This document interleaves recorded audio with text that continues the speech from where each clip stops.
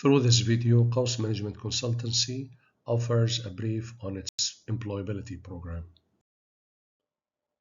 The program was designed to help the newly graduated sons and daughters of Qatar to seek employment in the Qatari market. So it's focused around the Qatari market, and it aims to help them with the necessary skills so they can get their first job.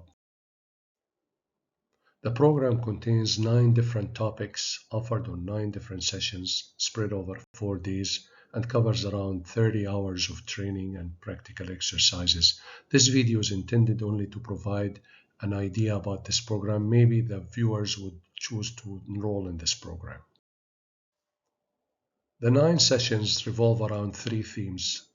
The first theme is about preparing and submitting your application. So it covers 3 sessions: how to select your employer, and how to prepare your CV, and how to submit your application. The second theme is about the behavioral and ethical conduct protocols, and it covers 4 sessions: how to behave in the work environment during the interview phase, and how to behave during the training opportunity phase, through the first employment phase, and then how to become a professional employee for the long run. The third theme is about volunteering. So it offers 2 sessions. One is how to select the volunteer work opportunity and what QAWS will offer you if you volunteer through them. The first session discusses how you should select your place of employment where you should apply. And then it explains that there are 3 employment sectors: the government sector, semi-government, and private. Then it explains also that all 3 sectors have great career opportunities for everyone to apply through, and your success in getting your job will be about how many places you need to apply to. In order to properly evaluate the places of employment you should seek employment with, you should focus on 5 elements. The first is a match with your career goals, and then a match with your values, hobbies, passions, and what you like to do, and where you see yourself in the community. Then the third one would be the employer should allow you to leverage your talent and enable you to thrive and grow your skills and whatever competencies you have. The fourth one would be about the work and life balance, where you still have to have a healthy life after work. The fifth and final would be that the job should be financially rewarding in the sense that it enables you to live the same living standard that you live right now. The best way to learn about an employer is to review what they say about themselves through their webpage and through the people's opinion expressed in social media, people associated with them. Review their official reports, whether it's financial or otherwise. Communicate with employees that you trust who work for them and review their opinion.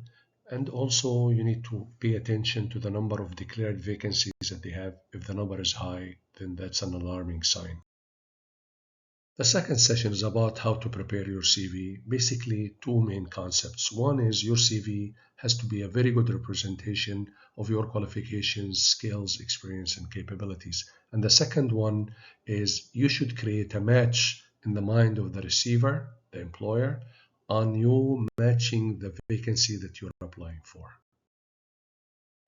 The third session is about how to submit your application. In spite of what people think, there are actually 9 different types to submit your application to all places of employment. And in order for you to succeed, the more you implement from them towards the place you seek, the better your position will be. The 9 different ways to apply are: first, by hand or through the web page of the employer, through employees who work for the employer who intend to help you, through influencers and people who can influence the decision of the employer to give you an opportunity for a job, through members of your social community and your family who are willing to help you, also through the university, through career fairs, especially for fresh graduates, through employment agencies who charge fees, and through the currently widespread online recruitment platforms. The fourth session discusses how you should succeed in an interview. Now it explains that you need to prepare before, during, and after. It also explains that you will need to succeed in mastering these skills of interview for the rest of your career life. And there are common questions in every interview, so you need to prepare yourself and prepare answers for these questions. The fifth session tackles how you should behave professionally in a training opportunity. And it explains that you need to prepare for the before, during, and after that opportunity. And you should understand that the field training offers you an excellent opportunity to build your skills for the rest of your career, and your ethical and professional behavior starts at that phase. The session on field training opportunities offers two new concepts for students. The one is you should always carry a logbook that will enable you to record what you do, your achievements, and what you face in terms of difficulties and challenges. The second concept is about you submitting progress reports on what you've done for the period of the report, what you intend to do for the next period, and all the challenges, suggestions, achievements that you've faced and encountered, and finally, the attachments that you consider as evidences for what you submitted in the report. The sixth session discusses how you should behave if you get an employment opportunity. Basically, it shares actions and techniques you should follow in order for you to succeed. It also explains clearly that there are things you need to do before and during that opportunity. It also establishes that getting employment opportunity is natural progression for you to build your career. Also, the employers expect your utmost professional and ethical behavior during that period, as your technical contribution will be very limited.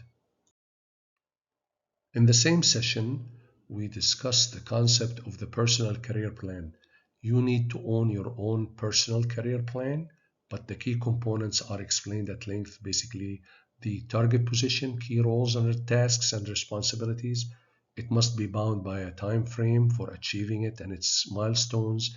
It discusses the importance of recording the training needs, and obviously a mechanism for objective assessment of how you're doing, including the feedback from your coach or supervisor, your own notes, and additionally the record of the projects that will help you attain special skills and competencies beside the standard job tasks and responsibilities. The seventh session offers techniques and actions that a person who succeeded in completing the probation period after getting the employment opportunity, and now he's on the course for building his or her career for the long run. What are the ethical conduct way in order for him to establish his professional reputation for the long haul? In the same session, four aspects are covered: the behavioral etiquette at the work environment. The second one is the dress and appearance. Third one is conflict resolution, as conflicts are unavoidable in a place of work. And finally, the ethical psychology a person must maintain while working in a healthy environment. The eighth session now discussing the volunteering opportunities and how you should pursue them.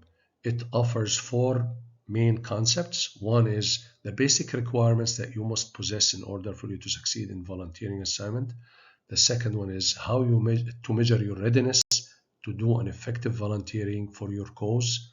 The third is successful volunteering must be aligned with your career goals and the skills you aspire to obtain and build and grow. Finally, the attributes of the organization that you need to volunteer through. During the session, we cover the attributes of the volunteering organization, and it basically must align with your schedule and the time you are willing to give to volunteer through. They also must clearly define the role and the tasks you need to be doing, and they should give you an opportunity for growth and enable you to be creative and build your leadership skills. Volunteering opportunity should turn towards an opportunity for you to build skills, competencies that will help you in your career. The ninth session explains what QAWS will offer you if you choose to volunteer through them. Basically, you'll get treatment just like an employee. You'll get the close supervision, the support, and the training necessary for you to succeed in your tasks. QAWS will not jeopardize its name by not preparing you to do a very good job in your assignment.